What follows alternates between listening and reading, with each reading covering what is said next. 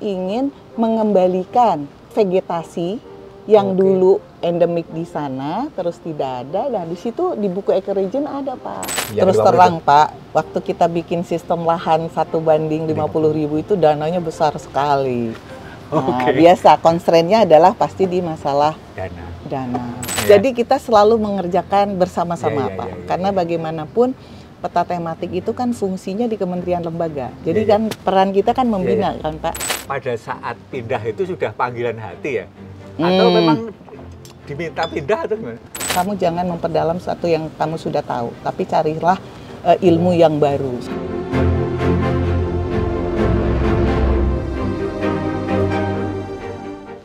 Sobat Geo, kali ini kita selalu di Big Talk, selalu ada tamu-tamu istimewa. Hari ini kita akan bersama Ibu Lynn Rosalina. Saya kira sudah sangat paham lah, beliau malang melintang di terkait dengan penyelenggaraan informasi geospasial. Baiklah, ini Bu Lynn. Gimana Bu Lynn? Selamat datang di Big Talk. Terima kasih, Pak. Salam Terima sehat. kasih ya. Jadi kita memang cukup Bu Lynn terlalu sibuk lah. Kita mencari waktu untuk bisa ketemu hari ini. Kebetulan beliaunya mau menyisihkan waktu untuk kita bincang-bincang tentang sepak terjang Bu Lynn di bidang informasi geospasial. Bu Lynn, saya ingat ya waktu itu kan saya kenal Bu Lynn ini di ecoregion dulu ya. Ya. Mungkin bisa ceritakan dulu di ecoregion itu waktu awal-awal masih di kementerian apa dulu ya? Ya. Saya tuh dulu di Kementerian Lingkungan Hidup. Oh, lingkungan hidup. Sebelum gabung sekarang dengan Kehutanan. Itu kenapa dulu ada ecoregion itu, gimana sih konsepnya? Jadi dulu itu saya diberi amanat sebagai Kepala Bidang Penetapan Ecoregion dan RPPLH. Rencana Perlindungan dan Pengelolaan Lingkungan Hidup. Nah, itu amanah dari Undang-Undang Perlindungan dan Pengelolaan Lingkungan Hidup.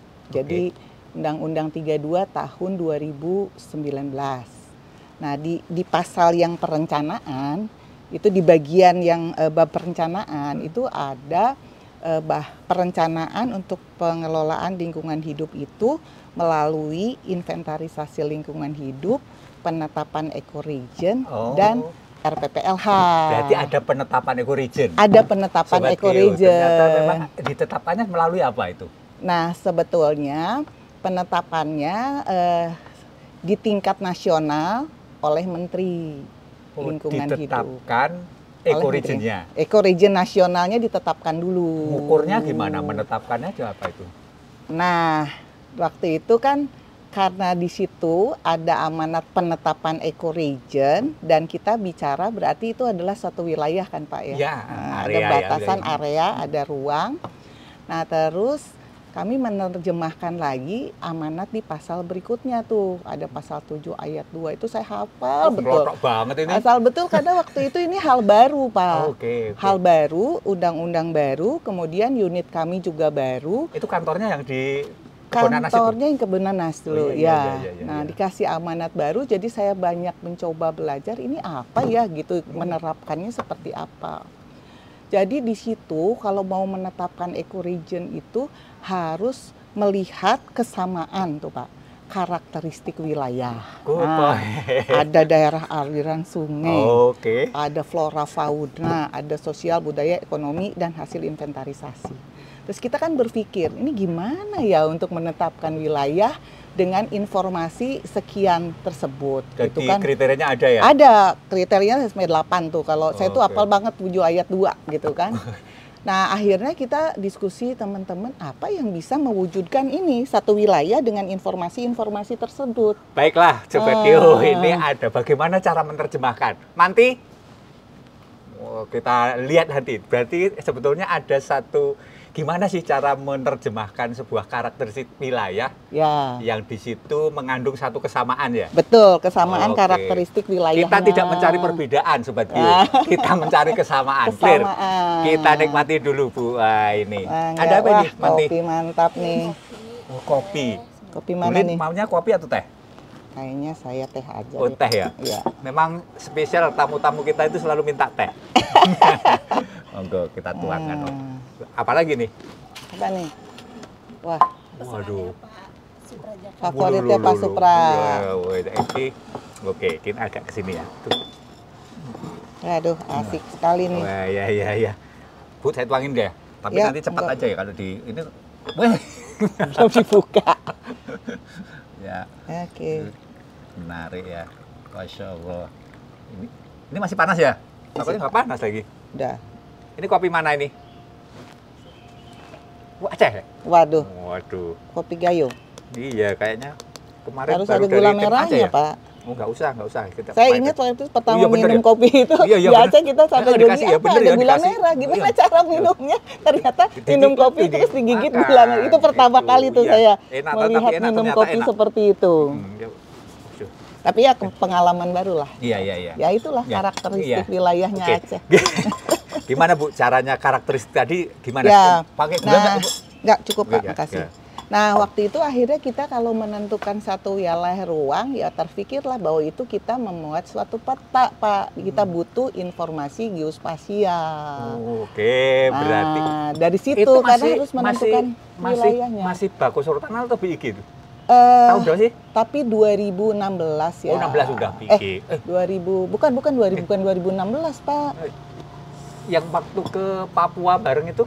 Itu sekitar, itu masih LH berarti masih 2000. Kan belum ada 2010-an, 2000. Iya. Setelah 2011 kayaknya. Iya. 2010, 2011 Tapi gitu. BIG, tapi udah BIG ya kayaknya ya? Enggak, di perjalanan itu terus saya dapat info, Bu, sekarang undang-undang baru namanya Nah. BIG. Nah, Ya, itu ya. berarti di masa-masa transisi Kan itu selalu tuh. nyusun waktu ya, nyusun dengan basicnya pakai Karena peta. dulu masih PSDAD, Ya, PSDAL. iya. Berarti masih Bako Jadi ya? masih Bako Sultana. Masih Bako berarti Nah, dulu. iya. Nah, Oke. jadi terpikir ke sana, oh iya, akhirnya kita bicara kita butuh informasi geospasial untuk mewujudkan tadi penetapan ecoregion itu. Nah, akhirnya kami datang, audiensi, ketemu ke sini, kapusnya dulu Pak Doro ada? Pak Adi Rusmanto. Oh, Pak Adi Rusmanto. Oke. Iya. Darat kan, saya Darat, bicara iya, darat iya, dulu darat, Pak, betul, belum bicara sampai dulu laut ya. darat, belum sampai laut. Jadi awalnya penetapan ecoregion itu kita bicara yang darat Dari darat dulu. Oke. Nah, Itu langsung membuat peta nasional atau hanya baru kajian-kajian itu? nah waktu itu saya bertanya-tanya nih, dengan kebutuhan data yang pertama tuh karakteristik wilayahnya dulu kan, itu kan satu fisik. Jadi kita berpikir bahwa kalau kita menetapkan suatu wilayah itu harus yang statis siapa ya? Yang stabil. Stabil, ya. Nah, dari situ saya dikenalkan dengan peta land system gitu. Oh, belajar ya, udah belajar lama berarti. Iya, ya, ini ada datanya tersedia gitu kan. Oh. Ada tersedia data land system yang bisa kita gunakan sebagai langkah awal mewujudkan peta ecoregion. Oh, berarti peta tematik land system itu sebagai dasar utama untuk Ya. menyusun ecoregion. Iya, itu Pak. Oh, iya, Awalnya iya. itu Oke, dari oke. membentuk karakteristik fisiknya itu dari yang kesamaan karakteristik wilayah itu dari peta land Dan system atau itu sistem lahan. disetujui oleh LH. Kemudian begini Pak, kita coba tuh Pak bikin dari oke. situ bikin nasional Pak. Iya. Skala yang pertama itu ditetapkannya 1/500.000.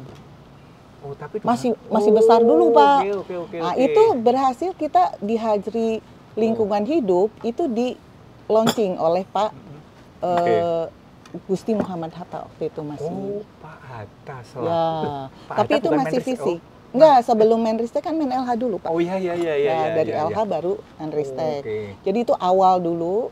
Nah, kemudian karena tadi banyak tuh hal-hal yang harus diinformasikan di wilayah ecoregion secara wilayah fisik tahun itu. pertama itu 1:2. 500.000 dulu Pak. Nah, tapi hanya untuk membentuk karakter fisiknya. Oke. Nah, lalu dengan kebutuhan parameter berikutnya, saya juga diinfokan bahwa ada land system di 250.000.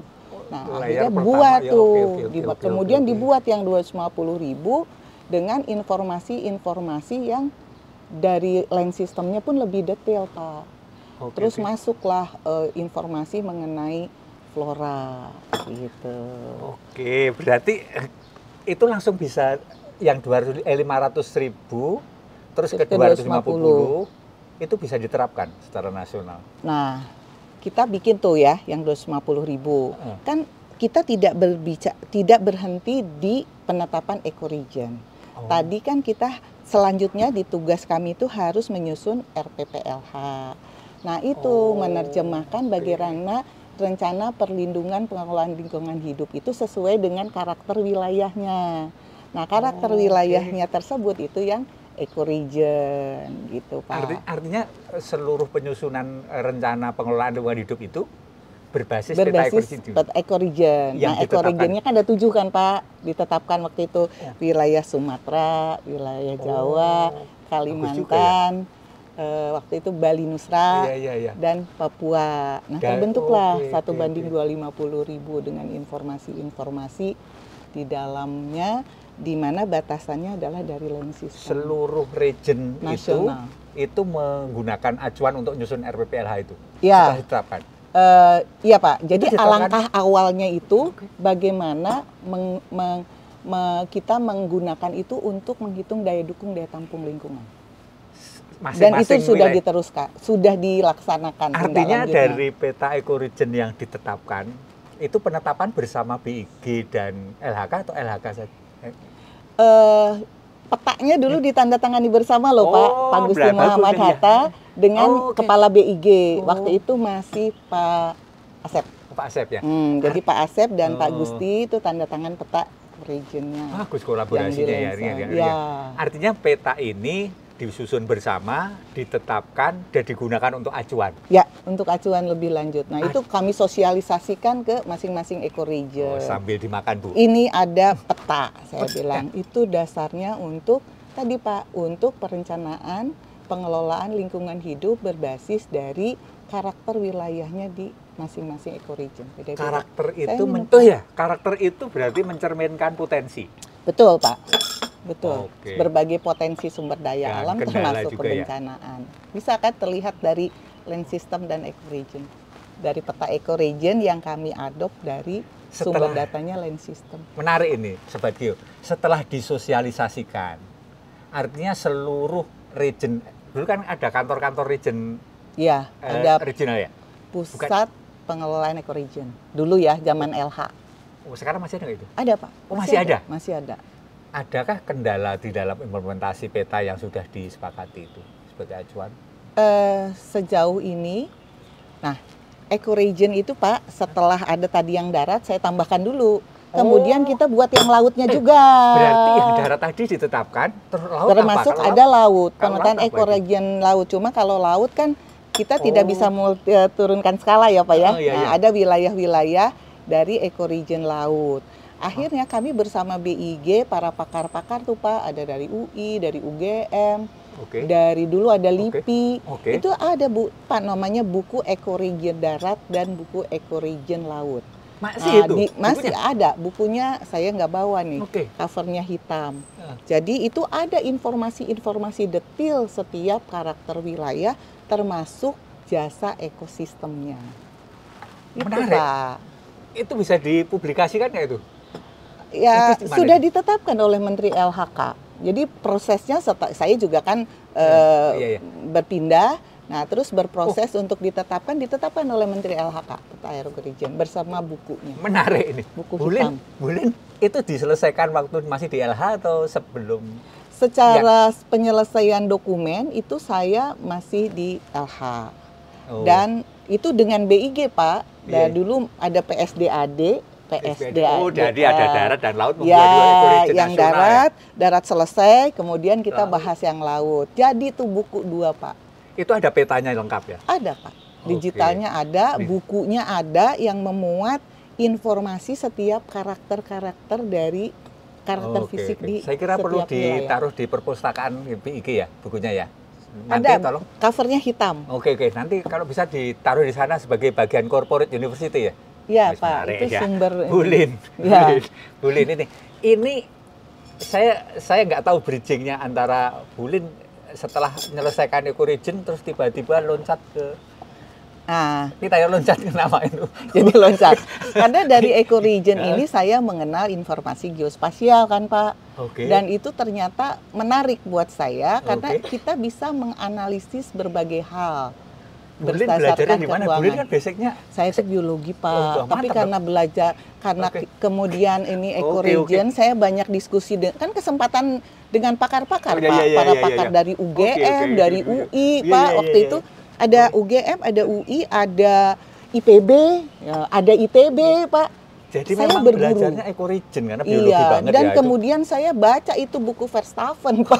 Orang biologi baca buku Verstappen, gitu. Oh, iya. Karena Iya. di sini ternyata Oh, iya, iya. pasal 7 ayat 2 itu dari buku Oke. Verstappen. Verstappen memang berjasa bagi Indonesia tuh. Iya, Pak. Ilmunya tentang geomorfologi Indonesia tuh. Betul, Oke, dari oke. situ, Pak. Tapi Bulin pernah belajar geomorfologi loh. Ya belajarnya selama gitu. Saya berguru para Oh dosen-dosen. iya, iya, iya, iya. Tapi menarik. Menarik, sebetulnya ini ada sebuah mandat undang-undang Ya, diterjemahkan bagi Bulin waktu itu sebagai Iya. kepala bidang dan diterjemahkan, diaktualisasikan ya. Ya. Kerennya kan gitu dan Ya. akhirnya ini menjadi satu pedoman. ya, Bahkan ada satu buku tentang ecoregion darat dan laut. ya. Jadi belajar laut juga, biologi laut juga ya? Iya, Pak. Oke. Kita, karena saya juga punya, terus terang, tidak keterbatasan ilmu kan Pak. Pakar-pakar saya rekrut Pak. Ya, Pakar gitu. laut, Ya, pakar gitu. morfologi, Ya. pakar kartografi Ya. Pak. Iya, Banyak. kita makan Bu. Katanya ada makanan istimewa buat Bulin. Apa ya? Saya tuh kalau Apa di tuh? rumah Pak, saya setiap hari selalu konsumsi ini. Oh gitu. Apa Ini- itu? Ini rutin. Rutin tiap hari. Pepaya itu Berapa adalah kilo sehari? yang selalu ada di rumah. Oh gitu ya. Ini buah tidak tahu diri sebetulnya. Kenapa itu? Dari dari hotel Oh, bintang ya. 5 sampai bintang Ya, 1 bahkan ada di pinggir ini. jalan yang di Iya, di warteg ya, pun ya, ada. ya, Tapi memang. ini jangan dilihat dari harga dan tadi Ya, ya. statusnya, tapi manfaatnya banyak sekali nih Pak. Ada yang makan itu sama bijinya loh. Waktu saya enggak Pak. Ada juga yang makan sama kulitnya. Oh, kulitnya. Tapi saya tidak. Tapi lah. ada juga yang sama pohonnya kan. Kalau daun dan bunganya Oh, iya ada. Pak. Tapi ada pohon yang di atas itu yang mudanya itu katanya ditumis enak juga katanya. Oh iya. Iya katanya ya, Ya. itu mungkin Ya orang Pak Supra yang biasa berkebun kayaknya lebih tahu. Iya, iya. Tapi kalau Oke. saya tiap Gimana? hari saya Iya. selalu konsumsi ini. jangan-jangan ini karena ahli biologi sekaligus ecoregion boleh ya. Nggak. Iya. Sambil dinikmati Bu. Di Gini, Bu, wilayahnya. menarik. Jadi Kan pepaya Ibu- ini di Bogor sama di mana Pak? Dieng beda kan Pak? Oh ya, Ah, iya, kalau karena di Dieng beda. Oh itu ecoregion itu. Itu Pak, karakter Masya wilayah Allah. di Dieng, pepayanya berbeda Beda dengan kan yang dihasilkan bukan di manisan Bogor. itu ya. Apa sih namanya? Karika. Bukan karika. Itu paya sebetulnya ya. Pepaya kecil tapi Iya iya. dan tidak bisa dimakan langsung kan? Iya, iya, Bikin iya. manisan Iya, dia. iya, khusus ya. Heeh. Tapi kan pepaya juga. Itu sebenarnya memang termasuk wilayah endemik di situ apa gimana? Iya. Betul Pak, kan hanya kita temukan di Dieng itu. Jadi ini sebetulnya ecoregion ini Sudah sangat penting menunjukkan ya. itu.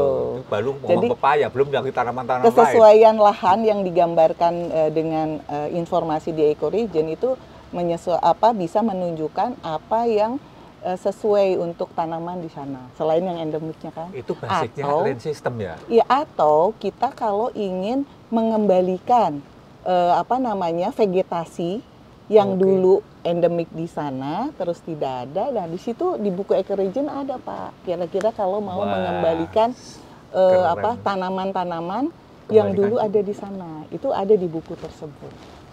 Menarik. Berarti sebetulnya itu ada satu buku atau satu mata kuliah namanya fitogeografi. Nah, Wah ini Bu, nah, ini kaitan fitogeografi. Bulin, ini pertanyaan saya yang tadi, kenapa Bulin tadi loncat tadi ceritanya gimana? iya. Itu ceritanya gimana? Jadi kan itu, saya suka bikin Iya, iya, oke. teman-teman analisa Oh, gitu kan untuk spasial. kebutuhan spasial pakai kan. apa dulu? Pakai GIS juga ya? Iya pakai Pak. Oke. Pakai Belajar GIS GIS juga Saya dan staf waktu itu sampai belajar Pak. Jadi khusus kelas khusus. Nah Oh, kebetulan dulu kan ada PPIDS ITB ya Pak ya. Oke. Kita undang Pak. Kita Oke. belajar. Oke. Belajar dari awal kita Pak. Mulai dari bagaimana menggunakan GPS sampai untuk tagging lokasi kan. Oke. Sampai bagaimana kita menggunakan tadi ArcGIS. Ya, walaupun pelan-pelan ini, tapi Oh, oke, bisa oke. Pak. Pada waktu kita harus Itu masih di LH atau itu masih di LH? Masih di LH, Pak. Masih di Semangat dulu, kenapa sih Bu ceritanya? Saya nggak tahu ya, karena itu hal baru dan sangat menarik. Dulu dikatakan teman saya begini, Pak, sesuatu hal kamu jangan memperdalam sesuatu yang kamu sudah tahu, tapi carilah ilmu yang baru. Siapa nah itu lebih semangat. Dari mana itu? Suami saya dulu. Ya. Cari hal yang baru. Oke. Oh, jadi basic ilmunya begitu, tetapi tetap inline ya, artinya ecoregion, ilmu bahkan vegetasi, analisis kesesuaian kemampuan lahan untuk tanaman, untuk mengembalikan, ini menarik. Karena ada iklim. Jadi waktu itu teman-teman di LH ingin mengembalikan tanaman apa sih yang semula ada di sana, itu terbaca di ecoregion. Sesuai dengan wilayah 7 ecoregion itu. Karena kami juga dapat bantuan dari Pak Pakar waktu itu, Pak Kuswata ya, dari LIPI, itu punya Pak buku mengenai ekosistem tumbuhan di Indonesia. Nah, kita adopt dari situ. Iya. Jadi asik sebetulnya Pak waktu mengerjakan ecoregion itu. Artinya pada saat pindah itu sudah panggilan hati ya? Atau memang diminta pindah atau gimana? Enggak, waktu itu kemudian kan LH gabung tuh Pak dengan kehutanan. Iya. Gitu, udah kehutanan. Nah, jadi semua dipindahkan ke kehutanan. Ya gabung lah, namanya gabung Pak. Gabung. Terus SOTK baru kan, nah SOTK baru. Nah tapi kemudian saya juga dapat amanah yang lain waktu itu, tidak lagi mengerjakan ecoregion.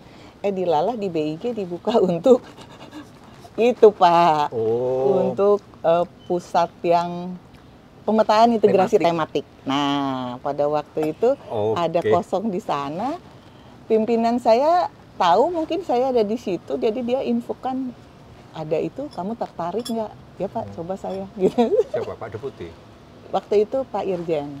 Oh Pak Irjen. Oke. Dulu deputi saya waktu di LH, waktu saya mengerjakan itu, beliau adalah deputinya Pak Imam. Nah tapi terus setelah itu, di waktu saya ikut di Irjen, beliau infokan lagi, itu kamu ini nggak? Gitu. Ya kita cobalah Pak, gitu. Itu udah BIG ya waktu itu ya. Jadi waktu itu saya 2011 Pak. Jadi saya mengerjakan ecoregion dengan kerjasama dengan Bako itu lama juga tuh, bisa 4 tahunan. Mulai dari awal tuh bikin belajar dulu bagaimana menerjemahkan maunya undang-undang, sampai jadi tuh barang Pak, jadi peta, jadi buku. Jadi 2 periode kepala BIG. Oke, sehingga sekarang gini Bu, terkait dengan pada saat nyusun ecoregion, sehingga semua orang bahkan BIG juga Bakus Hurtanal itu bisa mendorong. Gimana cara menjelaskan kalau itu semua sehingga semua bisa mau mendukung, itu gimana strateginya dulu? Kan juga masih awal ya, karena undang-undangnya baru ya itu ya? Ya, undang-undangnya baru Pak. Ya kami, ya karena semua PPE juga kan baru untuk menerjemahkan tadi pasal 7 ayat 2. Nah, kemudian kita konkretkan dengan memanfaatkan dari peta ecoregion itu untuk menghitung daya dukung, daya tampung. Dan itu diaktualisasikan? Diaktualisasikan, yang sudah ada waktu itu kan ada air tuh, daya dukung air.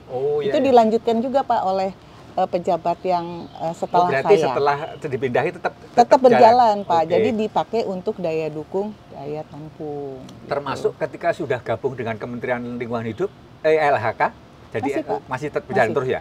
Masih jalan terus oleh pejabat yang selanjutnya. Artinya kan sebetulnya continuous ya, itu tetap sampai sekarang jalan ya? Jalan Pak. Jadi jalan dalam pemanfaatannya yang jadi peta daya dukung, daya tampung. Nah itu adalah yang kemudian jadi peta yang ada di bagian kebijakan 1 peta. Menarik.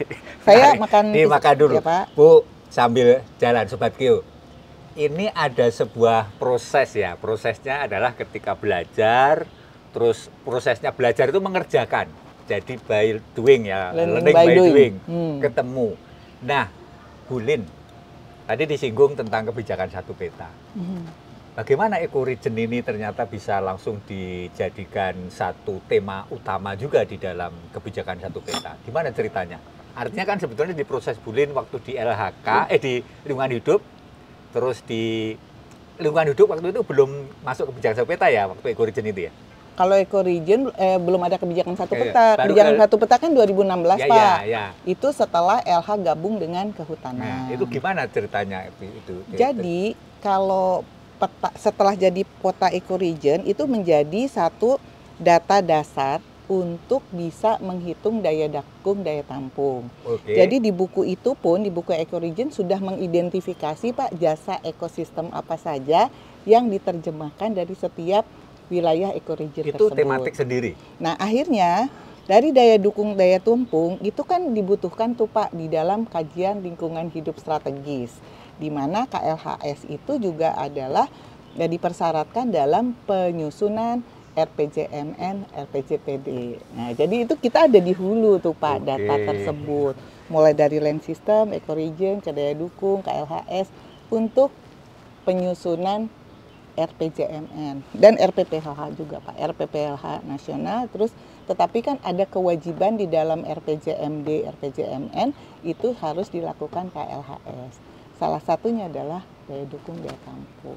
Disitulah pada saat kebijakan satu peta tuh Pak, itu menjadi dianggap IGT yang penting untuk dijadikan salah satu peta tematik reaksi Perpres kebijakan Satu satu peta. peta.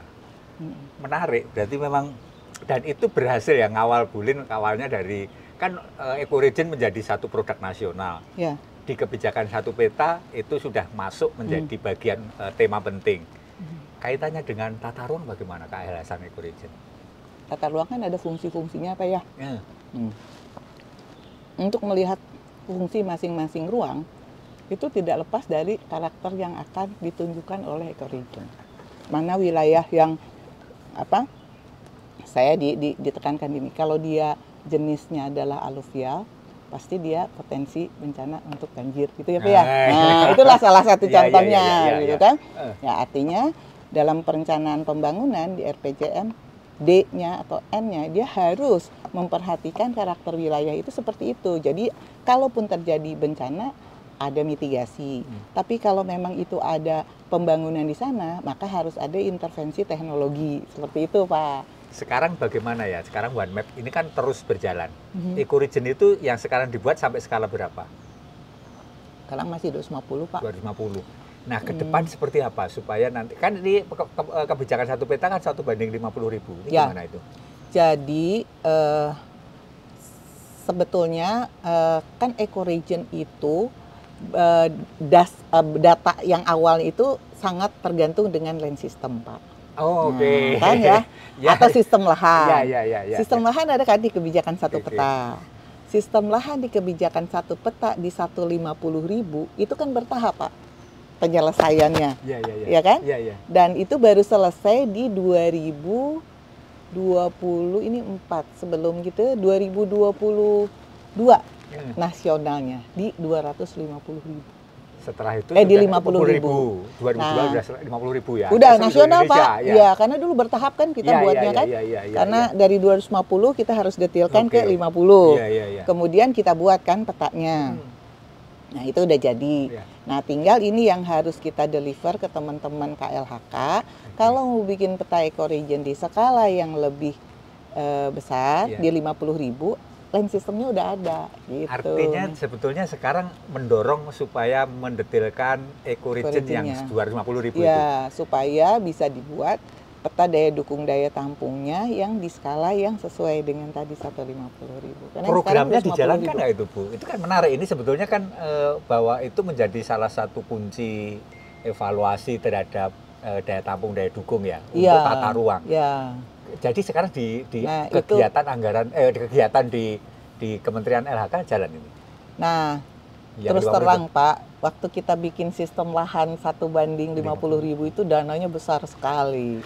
Nah, Oke. biasa constraint-nya adalah pasti di masalah Dana. Dulu kita bisa cepat karena land system tersedia nasional kan Pak. Nah pada saat kemarin land system juga perlahan-lahan, nah ini sekarang tinggal dari teman-teman KLHK di challenge lagi untuk membuat di skala 150.000. Saya pikir itu kita bisa dorong di dalam reaksi penyelenggaraan IG Pak. Oke, berarti Kan? kalau Bulin dulu dibina, sekarang Sekarang bukan membina. membina, Coba ke gitu. sana ya. Artinya kita dorong supaya itu, karena itu supaya, penting sekali manfaatnya. tapi harus kita juga kawal, itu bagian dari rencana aksi penyelenggaraan IG, Pak. Termasuk, oh berarti di Renduknya harus masuk dong? Harusnya masuk, kan kita harus kawal Bulin secara ketua program, Renduk ini, ya. harus dikawal juga terkait anggaran. Nah, Oke. sekarang kan permasalahannya itu kan Bulin anggaran, kalau Pak, ya. dengar-dengar kan ketua Ya, Renduk. ketua Renduk. Berarti Betul, Pak. akan dimasukkan ya, salah satu poin. Harusnya sih kita bisa dorong ke sana ya, Pak, ya. Ya, Tinggal komitmen daripada KL tersebut. Karena wali datanya sudah jelas, daya dukung, daya tampung itu di KLHK. daya dukung, daya tampung, salah Lingkungan satu hidup. sumber datanya adalah data ecoregion. Iya, data ecoregion. Data ecoregion salah satu sumbernya peta land system. Ya. Nah, sekarang sudah tersedia 1:50.000 50.000 nasional. secara nasional. Secara teknis saya kira memungkinkan untuk ke sana. Memungkinkan. Pertanyaannya adalah kalau 250.000 itu ada 7 ecoregion, Ecoregion. kalau 50 kira-kira jadi berapa? Kira-kira sih. Waduh, ini kan masalah pendetilan. Ya. Dasarnya kan dari land system dari 250 ke 50 itu aja udah banyak ya Oh, iya, karakternya. iya. Saya tidak tahu apakah itu akan mengikuti kepada apa ya, wilayah-wilayah. Nah, itulah saya kalau kan ecoregion itu bukan batas admin, Pak. Oh, Nah, iya, kan iya, ecoregion iya. itu Iya, bukan batas benar. admin. Physical boundary ya. Iya, karena kalau misalnya bisa saja satu wilayah ecoregion itu ada di beberapa kabupaten atau beberapa provinsi. Nah, ini saya terus terang belum tahu. Kita harus oke. ketemu juga Wah, dengan pakarnya teman-teman. lagi dah ya. Ketemu pakar lagi untuk mendetilkan hierarki dari ecoregion yang tadi basisnya pulau ke kalau di 50.000 itu nanti akan berapa ecoregion yang ada. Gitu. Kalau dulu waktu di LHK untuk nyusun ecoregion itu yang terlibat siapa saja sih, Bu? Ada kementerian, lembaga atau universitas? Ada, yang Pak. Mana saja dulu? Jadi kalau dari lembaganya sudah pastikan Bakus Sultanal PIK. Iya. Universitasnya itu dari UGM, Oke. Geografi. Oh iya. Kemudian dari ITB, Oke. dari Geodesi ya, Iya, itu iya. ya. Kemudian dari IPB, Oh, oke. Iya. dari IPB, kemudian dari UI, terutama pakar laut waktu itu untuk dari oke. UI. Nah, terus ESDM juga ada, Pak, karena kita butuh peta geologi juga waktu itu. Nah, dari ESDM juga ada. Iya, iya. Dan waktu itu juga karena terkait dengan air itu dari PUPR. Oh, PUPR. Kemudian dengan kehutanan juga karena waktu itu. Oh iya ya, berarti Aplikasi kehutanan IPB. memang Dan sudah LIPI, Pak. Oh, LIPI. Ya, LIPI. Sekarang BRIN ya. Ya, sekarang BRIN Memang dengan ternyata belajar peneliti LIPI. Belajar koordinasinya sudah sejak lama, Bu. Nah, dari ecoregion itu kita merangkul banyak kolaborasi dengan Iya, iya. kementerian lembaga dan para pakar dari universitas. Ada menghasilkan sebuah tesis, skripsi atau disertasi? Saya dapat informasi, kebetulan ada pakar kami, misalnya waktu itu Pak Ahmad Riki ya, Pak ya. Nah, itu membimbing mahasiswa dengan menganalisa jasa ekosistem dari ecoregion. Itu yang saya tahu. Iya. Berarti kan tetap harus, ya menarik ini saya kira. Ya. Oke. Kalau ini, Bu, sekarang kan Ibu Lin diberi tanggung jawab terkait dengan integrasi. Ya. Adakah kesulitan untuk mengintegrasikan data ecoregion dengan tema-tema yang lain? Jangan lupa misalnya tata ruang ya, misalnya tata ruang setelah di overlaykan di ecoregion banyak bermasalah gitu. Bisa saja, Pak, bisa saja. Cuma iya. kan kalau kami terus terang dalam melakukan integrasi ini saat ini sesuai dengan apa yang menjadikan program pemerintah. Tapi kami akan terapkan tahun depan di 2025, kebetulan ada yang namanya strategi nasional sawit berkelanjutan. Nah, akan melihat kesesuaian lahan dari sawit itu dengan peta land system, dengan ecoregion, dengan land system. Artinya nanti bisa ketemu permasalahan tadi Bisa. ya, Jadi, kayak disebut pepaya itu ya di ya, sana ya kira-kira. Nah, apakah cocok misalnya menanam sawit di wilayah lahan-lahan tersebut? Nah, gitu. Tapi baru tahun depan kita lakukan, kita Karena usulkan. menjadi direktorat baru kan ya. Ya, jadi direktorat baru integrasi Tugasnya apa sih Bu yang direktorat baru? Ya. Itu beda dengan yang sebelumnya ya, Pusat Pemetaan Integrasi Tematik ya? Ya, Pusat Pemetaan Integrasi Dan Tematik. sekarang bedanya apa sih? Waktu itu sebetulnya lebih banyak ya Pak ya tusinya. Mulai dari pembinaan penyelenggaraan informasi geospasial tematik, tuh pembinaan KL-KL tuh Pak untuk menyelenggarakan peta-peta tematik sesuai dengan kaidah-kaidah yang ditetapkan. Jadi kalau sekarang ada prinsip kebijakan satu peta, prinsip satu data Indonesia, itu kita melakukan pembinaan. Ada pedomannya Pak, pedoman pembinaan penyelenggaraan IGT. Nah, jadi basisnya di situ. Kemudian pada saat itu kami juga sudah melakukan satu integrasi peta-peta tematik, antar peta-peta tematik. Sehingga ketemulah ada peta untuk tata kelola perizinan dan potensi penerimaan negara untuk sawit. Nah, itu kita mengintegrasikan dan mensinkronisasikan. Itu membina atau mengintegrasikan itu? Itu mengintegrasikan. Nah, membina pada waktu itu kita juga punya peta lahan baku sawah, Pak. Nah, BIG dulu kasih tugas itu. Nah, bagaimana supaya itu lebih bermanfaat optimal, kita integrasikan dengan daerah irigasi. Punyanya PUPR. Padahal lahan sawah itu punyanya ATR. Pertanian. LBS, lahan baku sawah itu punyanya ATR BPN. Yang memanfaatkan adalah Kementerian Pertanian. Kemudian untuk lebih optimal, kita lihat dengan daerah irigasinya. Sebaran irigasi, infrastruktur irigasi. Sehingga kita tahu mana sawah yang beririgasi, mana sawah yang ada tapi tidak ada irigasinya atau belum ada, sehingga itu bisa dasar untuk pembangunan. Itu integrasi dengan PUPR dan Pemda, Pak. Dan Pemda, karena irigasi itu ada kewenangan nasional, provinsi, dan kabupaten. Itu dikerjakan oleh 3 dan hampir 100% selesai, Pak. Daerah irigasi. Jadi punya kita peta sawah beririgasi. Itu udah bagian integrasi di PPIT. Jadi tema baru peta tadi sebelum diintegrasikan tapi di proses pembinaan dulu ya?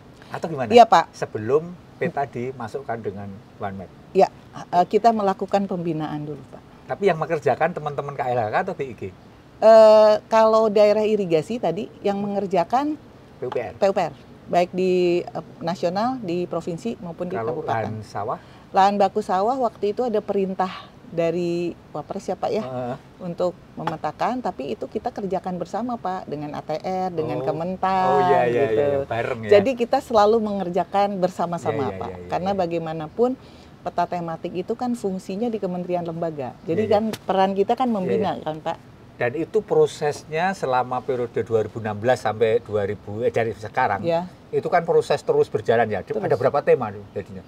Sekarang kebijakan satu peta. Yang waktu Bulin awal dulu. Kebijakan satu peta awalnya kan 85 tema. Terus sekarang 151. Termasuk lahan baku sawah, termasuk ekorizin tadi. Termasuk tadi peta ekorizin yang jadi daya dukung, daya tampung, termasuk peta irigasi, termasuk peta-peta perizinan hak atas tanah, kawasan hutan. Setelah di overlay, ini hanya kasus pepaya tadi. Setelah di overlay, sebaran sawit itu sesuai dengan daya dukung, daya tampung nggak sih? Kalau Bulin mendeteksi awal, setelah di overlay diintegrasikan, jangan-jangan sawit itu sudah kemana-mana gitu. Iya. Tapi nggak apa-apa, ini ceritakan aja, nggak apa-apa. Ini saya prakteknya baru nanti Pak, 2025, karena itu ada di Stranas sawitnya yang baru 2005-2009. Mendeteksi bahwa sawit ini tidak sesuai dengan bisa Pak, dan itu akan kami laporkan di masuk di dalam rencana aksinya dan ada di RPJMN. Ini menarik. Pak. Ini ada itulah yang selanjutnya akan kita lakukan. Jadi itu tantangan gimana kita bisa membuktikan apakah kesesuaian tadi tanaman sawit sesuai dengan peta. Ini memang ahli biologi tanaman sawit, tetapi memahami land system yang diolah menjadi ecoregion. PR-nya ecoregion itu harus didetailkan karena nanti akan ke depan akan lebih ke analisis lebih detail karena apa ya. Menarik Bu. Kalau tadi waktu One Map berjalan di sebelum 2024, sebelum Juli, tanggal 3 Juli sebelum 2024, itu termasuk membina. Nah, sekarang yang membina siapa? Sekarang tugas itu setelah BIG ada SOTK baru, untuk fungsi pembinaan ada di Direktorat Pemetaan Tematik.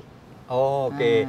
Berarti Bu Lin nanti yang mendeteksi tidak ketidaksesuaian itu? Ya, melihat ketidaksesuaian dan kemudian pelaksanaan kebijakan satu peta, Pak. Dari data-data yang tadi dibina oleh teman-teman di DPT, Pemetaan Tematik, nanti kan akan disampaikan oleh para wali data IGT ke Sekretariat Kebijakan Satu Peta. Kebetulan kami adalah ketua kompilasi integrasi. Nah, dari situ kita tahu Pak kualitas petanya untuk bisa digunakan oleh yang lain. Bu, menarik Bu. Kalau seandainya prosesnya kan dulu kan 85 menjadi 151. Ke depan jadi berapa ini? Ke depan, gini Pak. Gimana? BIG itu sebagai pembina penyelenggara IGT itu menetapkan Pak yang namanya Surat Keputusan Kepala BIG tentang Wali Data IGT. Wali Data IGT. Wali Data IGT. Nah, yang ada saat ini Pak, KPK BIG nomor 6 2022 yang terbaru, itu ada 310 tema.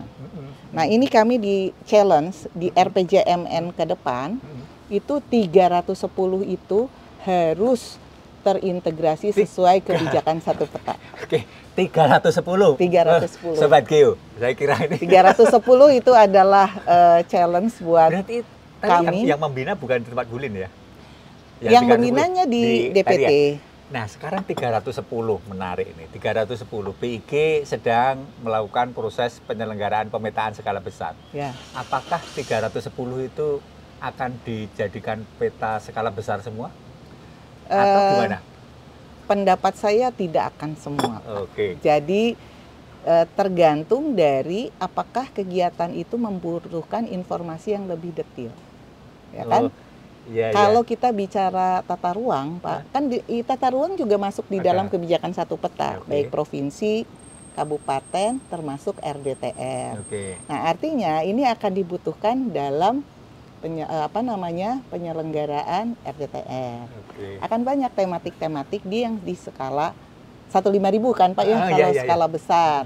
Kita sudah identifikasi beberapa tema yang perlu di skala besar, misalnya ada kebencanaan mungkin perlu Pak untuk skala berarti besar. Sebetulnya nanti akan ada, mungkin harus ada penjelasan ke BIG ya? Mungkin sawah sampai termasuk infrastruktur irigasi tadi. Irigasi harus Pak. Gitu. Oke, berarti kan kalau yang 151 tadi, itu semuanya 1:50.000? Multiskala Pak. Oh, multiskala? Multiskala. Ada yang 250, ada yang sudah 110.000. Sawah dan irigasi 110.000. Walaupun peta dasarnya belum ada Pak, kita gunakan spot CSRT resolusi yang tinggi. Jadi itu sudah ada yang di skala 110.000, irigasi dan sawah. Oh, dari 150 itu sudah multi skala ya, tergantung sesuai kebutuhan ya? Sesuai kebutuhan, sesuai dengan sesuai kebutuhan tusinya masing-masing kementerian lembaga. Karena kan tematik itu disesuaikan dengan tusinya kementerian lembaga. Nah, gimana caranya overlay ketika ada peta 1:10.000, ada 25.000, 50.000, 250.000 itu gimana nanti? Apakah ada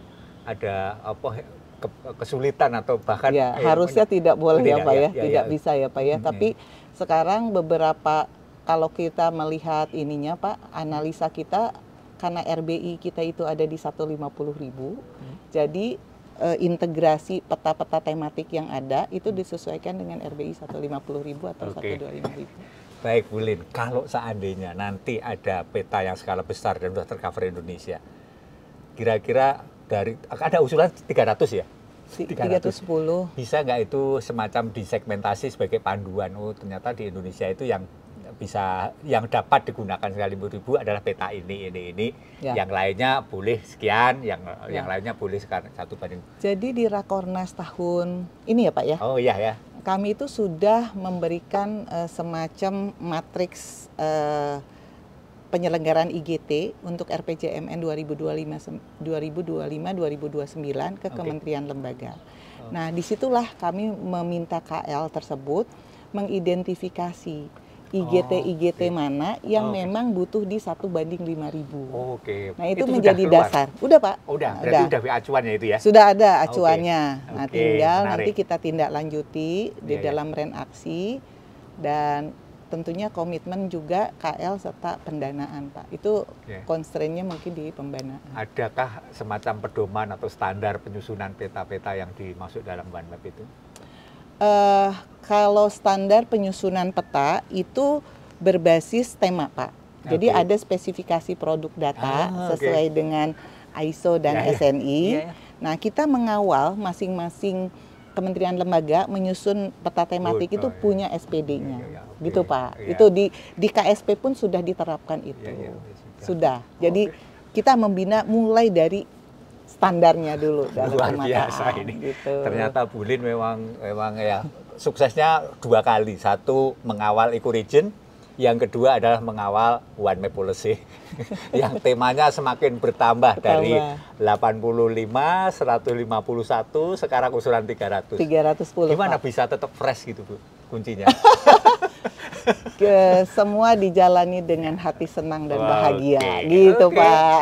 Oke, silahkan Bu Lin, ada yang perlu disampaikan sobat-sobat Geo tentang ya perjalanan yang cukup unik. Artinya sebetulnya Bu Lin dari seorang bukan ahli geospasial, tapi basicnya biologi, belajar geospasial, dan sekarang menekuni geospasial dengan rasa cinta. Silakan. Ya.